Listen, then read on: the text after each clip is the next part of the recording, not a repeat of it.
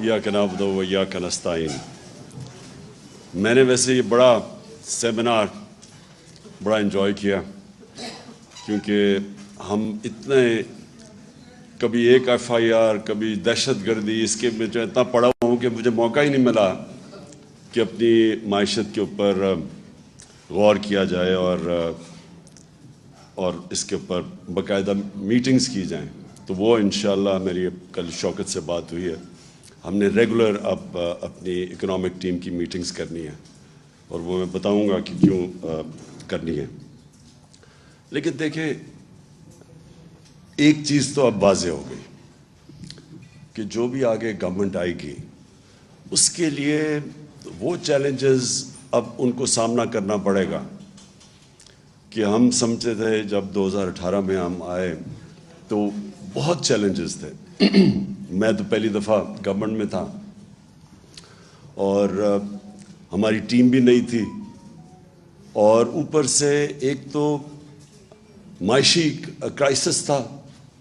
Current account deficit کا مطلب یہ ہے کہ سارا وقت روپے پہ پریشر پڑا ہوا تھا، اور ایک یہ ہر روز دیکھتے تھے کہ اب روپے کو سٹیبل کیسے کرنا ہے۔ ریزروز ہمارے پاس تھے نہیں، باہر ملکوں نے یہ بالکل اسد نے بات ٹھیک کی کہ جو ہمارے دوست ملک تھے انہوں نے ہمیں بڑے مشکل وقت پہ انہوں نے ہماری مدد کی، جس سے تھوڑی سٹیبلٹی آئی۔ لیکن بڑا ایک ہر روز صبح پریشر ہوتا تھا کہ اب مارکیٹ کیا کہتی ہے کہ روپے اور اگر نیچے نہ گر جائے تو کیا کریں گے۔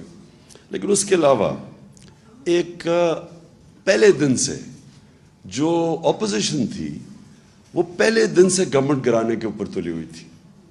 تو جو ابھی اسد نے بھی بات کی کہ دیکھیں، کبھی بھی آپ انویسٹمنٹ ایک ملک میں جس کی وجہ سے ویلتھ کریشن ہوتی ہے وہ آ ہی نہیں سکتی جب تک کہ پولیٹیکل انسرٹنٹی ہو، اور وہ پولیٹیکل انسرٹنٹی کریٹ کی گئی ہمارے اگینسٹ پلان کر کے۔ اور وہ صرف وہ اس لیے نہیں کہ وہ اس لیے نیسسرلی نہیں کہ انہوں نے وہ سمجھتے تھے کہ ان کو پاور میں آنا چاہیے، وہ اس لیے کہ وہ ڈرے ہوئے تھے کہ میں احتساب کروں گا۔ ان کے اوپر کرپشن کے کیسز تھے، وہ سارا کوشش یہ کر رہے تھے مجھے بلیک میل کرنے کی کہ میں کسی طرح ان کو این آر او دے دوں۔ اور وہ پہلے دن سے نہ انہوں نے تقریر کرنے دی مجھے، پہلی دن اسمبلی میں نہ وہ تقریر کرنے دیتے تھے، شور مچا دیتے تھے، اور پھر ہر روز وہ کہ جی آج اکانومی گئی تو کل گئی، اور آج گورنمنٹ گئی اور پرسوں گئی، اور پھر وہ فضل الرحمان اپنا دھرنا لے آتا تھا۔ حالانکہ میں نے اس کو بڑا کہا کہ ہم انٹرٹین کا، ہم کوئی روڈ بلاکس نہیں کیے، ہم نے کوئی ایف آئی آرز نہیں کاٹی۔ میں نے تو اسے آفر کیا تھا کہ ہم تھوڑا کھانا پینا بھی تمہیں دے دیں گے جب تم دھرنا لے کے آؤ گے۔ اور پھر وہ اور ڈرانے کے لیے بلاول صاحب نے کام پہ ٹانگنے والا ٹور کر دیا گورنمنٹ گرانے کے لیے۔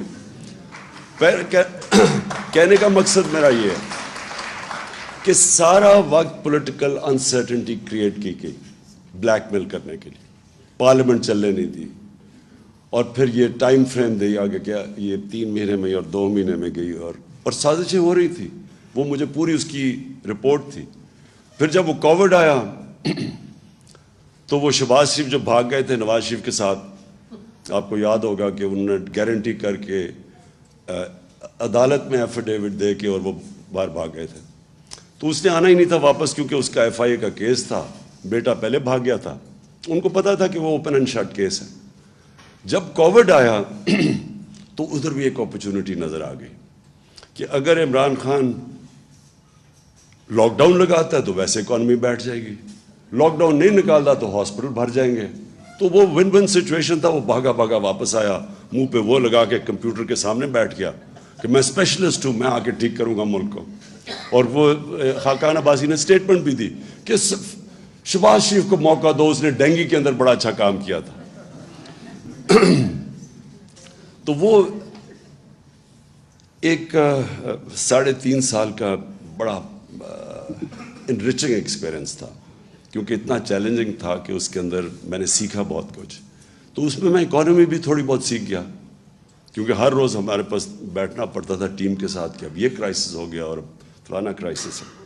تو میں جو چیز سمجھاؤں وہ یہ کہ ہم نے کبھی بھی اپنے ملک میں سوچا ہی نہیں ویلتھ کریشن کا، ایکسپورٹس بڑھا کے۔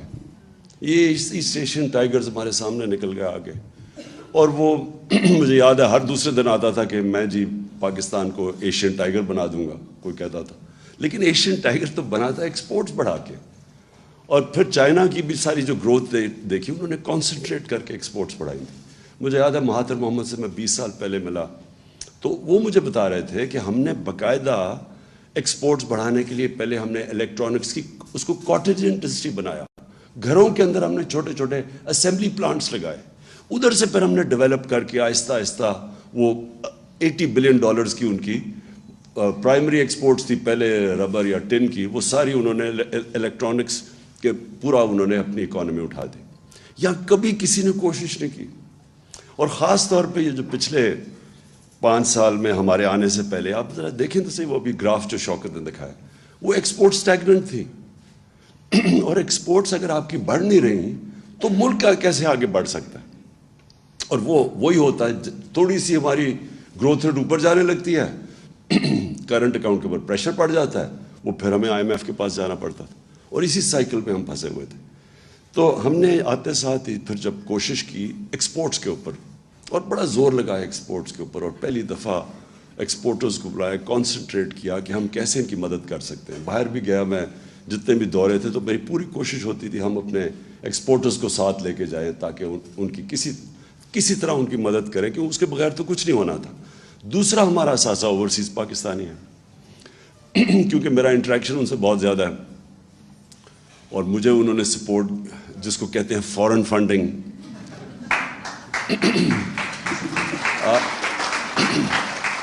کہ وہ لوگ جو بیچارے محنت کش لوگ جن کے اوپر ملک چلتا ہے ان سے, کیونکہ میں شوکت خانہ میں جب میں نے پیسے اکٹھے کرنے شروع کیا آج سے 30 سال پہلے, تو یہاں تو بڑی جلدی ڈونر فٹیگ ہو گئی. تو میں پھر جدھر پاکستانی تھے دنیا میں, تب سے میرا ان سے ریلیشن شپ ایکچولی میرے پہلے بھی تھی کرکٹ کی وجہ سے, کیونکہ ہم جب کرکٹ باہر کھیلتے تھے تو اوورسیز پاکستانی آ کے سپورٹ کرتے تھے. لیکن جب میں نے شوکت خانم کے لیے پیسے اکٹھے کیے تو میں پھر باہر نکل گیا. یہاں جو لوگ بڑے پیسے والے تھے وہ باہر سے کہہ دیتے تھے کہ کب وہ آفس میں نہیں بیٹھا صاحب, تو میں تب باہر نکل گیا. تو میرا اوورسیز پاکستانیز نے میری پھر مدد کی. یہ شوکت خانم جو بنا یہ سب سے زیادہ کنٹریبیوشن اوورسیز پاکستانیز کی تھی, جس کو ہم فورن فنڈنگ آج کل کہتے ہیں.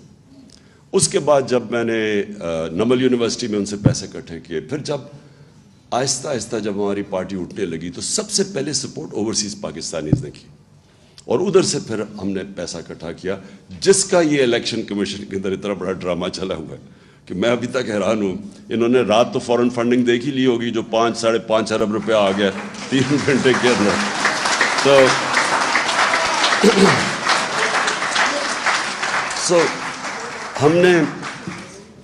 میں تب بھی جب میں اوورسیز پاکستانیز کو ملتا رہا تو میں نے ہمیشہ میرے دل میں یہ تھا کہ ایک دن آئے گا کہ یہ پاکستان کو بیل آؤٹ کریں گے. IMF نہیں کرے گی, فرینڈلی ملک نہیں کریں گے, یہ کریں گے بیل آؤٹ. کیونکہ ان کے پاس جو پیسہ اس وقت جو ڈالرز پڑے ہیں, اگر ہم صحیح معنی میں اس کو ہم ٹیپ کر لیں, اور ہم نے کیا, ریمیٹنس میں ہم نے بڑا زور لگایا اور ریکارڈ ریمیٹنسز آئیں, اور ایکچولی اس کی وجہ سے ہم بچے رہے, کیونکہ انہوں نے 31 یا 32 ارب ڈالر بھیجا باہر سے, کبھی اتنا پیسہ نہیں آیا تھا. اور یہ بھی تھوڑی سی ایفرٹ کی تھی ہمیں, کیونکہ ہم اتنے اور پرابلمز میں پھنسے ہوئے تھے. اب جو میں سمجھتا ہوں کہ یہ جو اب صورتحال جس بھی گورنمنٹ کو ملے گی اس کو بڑا اب out of the box thinking کرنی پڑے گی. یعنی اس کو پاکستان کو ایسے چلانا پڑے گا جو اب تک ہم نے پاکستان کو نہیں چلایا. ہمیں اب وہ سٹیپس لینے پڑیں گے جو اب تک ہم نے وہ سٹیپس نہیں لیے. ہمیں پہلے سے, اب جو میری شوکت سے کل بات ہوئی تھی, اب پہلے سے ہمیں وہ تیاری کر کے آنی پڑے گی جو ہم نے 2018 سے پہلے نہیں کی. وہ کر بھی نہیں سکتے تھے, کیونکہ ہمیں پہلی پریزنٹیشن تو ملی جب میں پرائم منسٹر آفس میں تھا, تو مجھے تو پہلی دفعہ پتہ چلنا شروع ہوا کہ وابڈا میں کتنا حالات ہے, تو پینشنز اب کدھر تک پہنچ گئی ہیں. مجھے تو آئیڈیا ہی نہیں تھا ان چیزوں کا. میں وہ دیکھ رہا تھا کہ جب جو بائیڈن جب پریزیڈنٹ بنا تو 2.5 مہینے پہلے پریزیڈنٹ جب الیکٹ ہوا اور آفس میں گیا, 2.5 مہینے پہلے اس کو प्रेजेंटेशंस हर डिपार्टमेंट ने दी, तो उनकी पूरी टीम की तैयारी थी। जैसे ही उन्होंने ऑफिस संभाला तो उनके पास पूरी सारा समझ थी कि कौन सी एरियाज में क्या क्या उन्होंने करना। तो मैं तो जब पहली दफ़ा ऑफिस में आया तो पहली दफ़ा मुझे प्रेजेंटेशंस मिली कि ये जो करंट अकाउंट डेफिसिट कितना है, तो अब हमने फैसला किया हम अब पूरी अपनी इकोनॉमिक टीम बनाएंगे, और वो सिर्फ यही नहीं कि असेस करेगी, लेकिन अब वो out of the box thinking क्या है। और मैं ये क्यों कहता हूँ कि देखिए ये तो कोई इकोनॉमिक्स नहीं है ना कि आप कीमतें बढ़ाते रहें और पैसे इकट्ठे करते रहें। ये तो कोई, इसमें कोई जीनियस नहीं चाहिए। वो तो MQM बड़ा अच्छा पैसा इकट्ठा कर लेती थी भट्टा लेके, वो तो लोगों को पैसे बढ़ा देते थे ना। वो जो दुकानदार था वो अपनी कीमत बढ़ा देता था उससे जब पैसे लेते थे। तो ये तो कोई इकोनॉमिक्स नहीं है। इकोनॉमिक्स ये है कि अभी साकिब शिरानी ने बड़ी अच्छी बात की कि देखिए सबसे पहले आप फैसला करें कि आपने अपने इंसानों को प्रोटेक्ट करना है। आपका जो सबसे वनरेबल सेक्शन ऑफ पॉपुलेशन है उसको आपने कैसे बचाना है। और ये दो पार्टीज, ये इन्होंने जो किया 4 महीने के अंदर, इससे वाज़ेह हो जाना चाहिए कि इनके जहन में कभी भी इंसानियत इनके जहन में नहीं आई। इनका सिर्फ जहन होता है कि पैसे कैसे बनाने और कुर्सी पे कैसे बैठना और उसका फ़ायदा कैसे उठाना है। अगर ये करते तो आप मुझे ये बताएं कि ये 90s में इनकी पार्टनरशिप चोरों की लगी है इकट्ठी, 90s से ये बारियां ले रहे हैं। पिछले 62 साल में 30 साल ये दोनों पार्टी ख़ानदान पावर में रहे हैं। कब इन्होंने इंसानियत की फिक्र की? ये जब आए हमारे सामने, देखते देखते पहले हिंदुस्तान हमारे से आगे निकला, फिर उसके बाद बांग्लादेश आगे निकल गया हमारे से। हमें जो याद है, मुझे तो अभी भी याद है जब बांग्लादेश बना था, बल्कि मेरा वो आखिरी जहाज़ आया था ढाका से, उसके बाद मिलिट्री ऑपरेशन शुरू हो गया था ईस्ट पाकिस्तान में, तो मुझे तो वो बड़ी अच्छी तरह याद है वो जो सारा टाइम था। तो मुझे याद है कि जब वो बांग्लादेश अलहदा हुआ और बना, ईस्ट पाकिस्तान टूटा, तो खुशियाँ बनाई गई। मैं वो ड्राइंग रूम्स अभी मुझे याद है, लोगों ने खुशियाँ बनाई कि इतना वो सारा हमारा पैसा वहाँ चला जाता है, वहाँ साइक्लोन आता है तो हमें उसको सब्सिडाइज करना पड़ता है। मैंने ये कानों से ये बातें सुनी हुई हैं कि चले शुक्र है बोझ उतरा। 90s में वो आगे निकल गया हमारे से, बांग्लादेश हमारे से आगे निकल गया। तो ये दो पार्टीज जब आई, इनकी दौलत ऊपर चली गई, मुल्क के कर्जे भी बढ़ गए और मुल्क के अंदर कभी कोई लॉन्ग टर्म प्लानिंग नहीं हुई। आज चाइना का सबसे बड़ा सक्सेस क्या है? वो 15-15, 20-20 साल के प्लान्स बनाए हुए हैं। यहाँ अगर लॉन्ग टर्म प्लानिंग एक ही चीज़ में रिफ्लेक्ट करते थे, इन्होंने कभी डैम्स नहीं बनाई। इन्होंने यही नहीं सोचा बिजली बनाने का कि हमें फ्यूल ना इंपोर्ट करना। एक्सपोर्ट्स बढ़ नहीं रही तो हमें तो पहले से ही सोचना चाहिए था कि वो हम बिजली उस चीज़ पे बनाएं जो हमें इंपोर्टेड फ्यूल पे ना हो। कोई लॉन्ग क्लाइमेट चेंज, अब आज देखें ये क्लाइमेट चेंज इतनी बड़ी चीज़ है। मैंने जब 2013 में हमने मिलकर शुरू किया ये बिलियन ट्री सुनामी पख्तूनख्वा के अंदर, तो 2 साल तो ये मजाक उड़ाते रहे हमारा। और मजाक इसलिए उड़ा रहे थे कि इनको कोई कॉन्सेप्ट ही नहीं था कि पाकिस्तान के अंदर जो अंग्रेज़ के बनाए हुए थे जंगल थे वो ही ख़त्म हो गए। हम बचपन में मैं जाया करता था अपने बड़ों के साथ शिकार पे, तो ये बड़े बड़े जंगल थे, छांगा मांगा, कुंदियाँ, मियाँ वाली में, ये चीचावती में बड़े जंगल थे, वो अंग्रेज़ के बनाए हुए। ये छोड़े कि इन्होंने कुछ जंगल खुद उगाने थे वो भी ख़त्म कर दिए। तो कोई कॉन्सेप्ट ही किसी को नहीं था कि मौसम गर्म हो रहा है। पाकिस्तान 10 मुल्कों में से है जो सबसे ज़्यादा वनरेबल है क्लाइमेट चेंज पे। कभी कोई कॉन्सेप्ट नहीं था, कोई लॉन्ग टर्म प्लानिंग ही नहीं थी इनकी।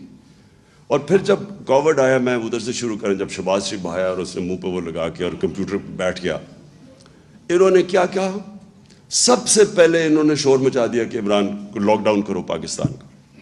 इनकी सबकी स्टेटमेंट्स हैं कि इमरान खान के ऊपर FIR काट दो, ये लॉकडाउन नहीं कर रहा। इनकी असेंबली में स्टेटमेंट्स हैं। बल्कि इंडिया की तारीफें शुरू कर दी, जो नरेंद्र मोदी ने वहां कर्फ्यू लगाया था उसकी तारीफें करनी शुरू कर देंगे, वो देखो कितना अच्छा काम कर रहा है और यहाँ को लॉकडाउन नहीं लग रहा। क्योंकि इन्होंने कभी गरीब का सोचा ही नहीं है। मैं बार बार इनसे पूछूं कि मुझे ये बताओ कि वो दिहाड़ीदार का क्या बनेगा। ये असद वो NCOC میں تب یہ تھا. تو ہماری کیا آرگیومنٹس, کیا ہم ڈسکشن ہوتی تھی. پہلے تو آپ سوشل ڈسٹینس کی بات کر رہے ہیں. ہمارے یہاں کچی آبادیوں کے اندر 10-10 8-8 لوگ ایک کمرے میں ہیں, وہ کدھر سوشل ڈسٹینسنگ ہوگی. پھر وہ جو دیہڑی دار ہے, وہ اگر تنخواہ اگر پیسے نہیں کماتا, چھابڑی والا ہے, وہ کیسے اپنے بچے کو پالے گا. میں کہتا رہا نہ لاک ڈاؤن لگاؤ, بلکہ پارشل لاک ڈاؤن لگاؤ. وہ سندھ میں وہ مراد علی شاہ نے وہاں لاک ڈاؤن لگا دیا, اور 2 ہفتے کے بعد کوئی گاڑی جاتی تھی غریب علاقوں میں, اٹیک ہو جاتا تھا اس کے اوپر. بھوکے لوگ تھے سارے. اس نے پھر ڈر کے پھر میرے کندھے پہ بندوق چلائی. اس نے کہا اچھا اب آپ کہہ رہے ہیں تو ہم لاک ڈاؤن ہٹا رہے ہیں, کیونکہ وہ ڈرا ہوا تھا کہ اگر وہ ہاسپٹل میں زیادہ لوگ آ گئے تو پھر میرے اوپر وہ بلیم کرے گا. لیکن میں صرف اسے ایک مینٹل ایٹیٹیوڈ آپ کی بتانا چاہتا ہوں کہ ان کے کبھی بھی ذہن میں عام آدمی نہیں تھا. انہوں نے سوچا ہی نہیں کہ عام آدمی کیسے گزارا کرے گا. دیہڑی دار ہے, یہ ہے, کتنے لوگ ہیں. ہمارا جو لیبر ہے وہ زیادہ تر تو انفارمل سیکٹر میں ہے, اس کی تو کوئی رجسٹریشن ہی نہیں ہے. تو آپ کیسے ان کی مدد کریں گے. اس لیے مجھے کہتے ہیں جی وہ دیکھو چائنا نے کیا کیا تھا. ووہان سٹی میں جب چائنا نے لاک ڈاؤن لگایا تھا, ایک گھر پہ کھانا پہنچایا تھا انہوں نے. تو ہمارے پاس تو تھا ہی نہیں. تو لہٰذا جب ہم اس ساری چیز سے نکلے, میرا ایمان اللہ میں ہے کہ وہ ہمیشہ جب ایک غریب کی آواز بھی سنتا ہے, اس کی دعا بھی سنتا ہے, اس کی تکلیف بھی سنتا ہے. وہ جب آپ اپنے لوگوں کو کرش کرتے ہیں, سوچتے ہی نہیں ہیں اب IMF یہ کہہ رہا ہے تو چلو یہ کر دو. انہوں نے آتے ساتھ ہی جتنے سٹیپس اٹھائے ہیں, ایک دفعہ مجھے بتائیں کہ ایک عام آدمی ان کی ذہن میں فیچر کیا کہ آج یہ ابھی جو فگرز بتائی ہیں ثاقب نے, جو کہ 45% اگر کنزیومر پرائس انڈیکس, میننگ کہ وہ کھانے پینے کی چیزیں جو عام آدمی کو افیکٹ کرتی ہیں, جو بجلی ہے جو عام آدمی کو افیکٹ, انہوں نے سوچا کہ اس کے اوپر کیا گزر رہی ہے. یہ صرف اور صرف سوچ رہے ہیں اپنی, صرف میں آپ کو آج بتاتا ہوں کیا سوچ رہے ہیں. انہوں نے NRO کیسے لینا ہے, اپنی کرپشن کیسز کیسے ختم کرنے ہیں. انہوں نے کیسے اب یہ عام آپ مارکیٹ میں چلے جائیں, ان کے وزیر لگے ہوئے ہیں پیسے بنانے کے لیے, ان کو کوئی فکر نہیں ہے. ان کے ذہن میں بھی نہیں آ رہا کہ عام آدمی کے اوپر آج کیا گزرے گی جو انفلیشن ہے. سم اپ میں یہ کرتا ہوں, ہمارے جو اب چیلنجز ہیں بڑے چیلنجز ہو گئے ہیں پاکستان کے لیے. جو اب ہمیں سوچنا ہوگا کہ ہم نے اب کیسے کیا سٹیپس لینے ہیں. انشاءاللہ اگر ہماری حکومت آتی ہے تو وہ ہمیں وہ سٹیپس لینے پڑیں گے جو آج تک پاکستان میں کسی نے نہیں لیے. وہ واقعی وہ بڑے فیصلے کرنے پڑیں گے جو ابھی تک ہم نہیں کرتے. ہم کسی نہ کسی اپنی گورنمنٹس بچانے کے لیے پیچھے ہٹ جاتے ہیں. وہ جو فیصلے ہوں گے اس میں جو سب سے نمبر 1 جو فیچر کرے گا کہ ہم نے کیسے پروٹیکٹ کرنا ہے اب اپنے یہ ونربل لوگوں کو, اس کو ہم پرائیورٹی بنائیں گے. اس کے بعد ڈیولپ کریں گے اپنے باقی سارے پلانس. اور میں جو سمجھتا ہوں کہ جو آگے فیچر کرے گا, جو سب سے بڑے ہمیں اس ملک کو نکالے گا اب جو آگے کرائسس آ رہا ہے, اس میں ہمارے اوورسیز پاکستانی ہیں. یہ وہ لوگ ہیں اگر ہم صحیح معنی میں, اور ہم ڈیوائز کر رہے ہیں, ابھی سے ہم نے پلاننگ شروع کی ہے کہ ہم کیسے ان کو انویسٹمنٹ یہاں کروائیں اپنے ملک میں. کیا چیز, کیونکہ انویسٹمنٹ کا سب سے بڑا پرابلم پاکستان میں کیوں ہمارے دور میں ہم نے, اور بلکہ انویسٹمنٹ آ رہی تھی لیکن رکاوٹ کیا تھی کہ جی اب گورنمنٹ جا رہی ہے تو 2 ہفتے میں جا رہی ہے, 3 ہفتے میں جا رہی ہے, اب دھرنا ہے. اس کی وجہ سے ایک انسرٹنٹی کریٹ کی ہوئی تھی. تو پولیٹیکل سٹیبلٹی سب سے پہلے بہت ضروری ہے. اور اس کے بعد اوورسیز پاکستانی ہماری پرائیورٹی ہونی چاہیے کہ ان کو ہم کیسے ڈرا کر سکتے ہیں کہ جو ہمارا کرنٹ اکاؤنٹ ڈیفیسٹ بڑھ جاتا ہے, اس کو ہم کیسے اس انٹرم پیریڈ میں کور کریں. میں نے 2 بڑے پروجیکٹ سوچے تھے اور دونوں اوورسیز پاکستانی اس کے لیے تھے. ایک ابھی جو راوی سٹی, ایک نیا شہر, کیونکہ وہ سب سے زیادہ اس میں اوورسیز پاکستانی اس کا انٹرسٹ تھا. دوسرا ایک بنڈل آئلینڈ ہے کراچی میں, بالکل وہ پڑا ہوا ہے ایسے ہی, سارا سیوریج جا رہا, یعنی وہ کوئی بیکار جگہ ہے. ادھر سے ہم نے پوری پلاننگ کر لی, بڑے انویسٹرز آ رہے تھے, دبئی سے بڑے کنسورشمز آ رہے تھے اس کے اندر انویسٹ کرنے. دونوں سیبوٹاج کیے گئے.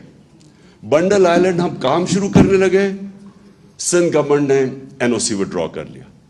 یہاں جو راوی سٹی تھی اس میں ہمیں بڑے بڑے انویسٹرز آ رہے تھے, بلینز آف ڈالرز آ رہے تھے ہماری انویسٹمنٹ کے لیے. 11 महीने एक जज ने स्टे ऑर्डर दे दिया, रोक दिया प्रोजेक्ट उसने 11 महीने। और हमें पता है किधर से प्रेशर था, प्रेशर सारा ये हाउसिंग सोसाइटीज़ का था जो एक बहुत बड़ा माफिया बन गया। उन्हें पता था कि अगर नया पूरा शहर ऊपर चला जाए, मॉडर्न सिटी बन जाए, तो ये जो रियल एस्टेट, ये जो सारा इस वक्त बहुत बड़ा स्कैम भी है इसके अंदर, उनको डर था कि वो रुक जाएंगे, उनकी प्रॉपर्टीज यानी लोग इधर इन्वेस्ट करेंगे। उन्होंने सब 11 महीने स्टे ऑर्डर, और मैं इसलिए कह रहा हूँ कि उसके अंदर हमारे पास बिलियंस ऑफ डॉलर्स आ जा रहे थे जो कवर कर देते ये जो कमोडिटी सुपर साइकिल कोरोना की वजह से सारी दुनिया में आया हुआ था। मेरा ख्याल था कि हम वो गैप तब तक कवर कर, हम राइड कर दें ये पीरियड जबकि ये कमोडिटी सुपर साइकिल नीचे जाएगा। तो मैं वो अनफॉर्चुनेटली उन्होंने सैबोटाज किया, लेकिन मैं अभी भी सोचता था कि हमें ये ना साजिश के तहत हमें हटाते तो हम उसको इस तरह राइड करते, क्योंकि अभी भी वो रूडा चल पड़ा था तब, तो उसमें हमारे पास पैसे आ जा रहे थे। तो आखिर में मैं समझता हूँ कि इंशाअल्लाह ये तरीका जो आने वाला वक्त है, इसमें हमें नंबर 1 अपने आम आदमी की अब बचाना है उसको। ये जो महंगाई आ रही है और उसके बाद ये जो इफ़ेक्ट्स बदकिस्मती से आएंगे फ्लड्स की वजह से, तो हमने उसको प्रोटेक्ट कैसे करना है, उसके लिए भी out of the box thinking हमें करनी पड़ेगी। और जो प्रॉब्लम्स आएंगे और जो हमारे करेंसी के ऊपर प्रेशर पड़ेंगे, वो इंशाल्लाह हम अब डिवाइस कर रहे हैं तरीके कि कैसे हम ओवरसीज़ पाकिस्तानीज़ को इन्वेस्टमेंट करवाएंगे पाकिस्तान में, उनके लिए भी विन विन सिचुएशन हो और हमारे मुल्क को भी ये मुश्किल वक्त से निकाल दें। शुक्रिया जी।